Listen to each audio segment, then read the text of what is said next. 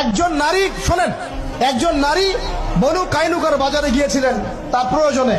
ইহুদি তার শ্লীলতাহানি করেছে, তার সতর খুলে দিয়েছিল একজন ইহুদি। এটা দেখে একজন মুসলিম ভাই সেখানে থাকতে না পারে ওই ইহুদির গর্দান নামিয়ে দেয়। এই ইস্যুকে কেন্দ্র করে ইহুদিরা মিলে ওই ভাইকে শহীদ করে। তখন ওই বাজারে ওই ভাই ছাড়া আর কেউ ছিল না, একজনই ভাই ছিল। এরপরে এই মামলা আসলো নবীর দরবারে সাল্লাল্লাহু আলাইহি ওয়াসাল্লাম। এটা মদিনার ঘটনা। নবী সাল্লাল্লাহু আলাইহি ওয়াসাল্লাম ওই সাহাবীকে তো দোষারোপ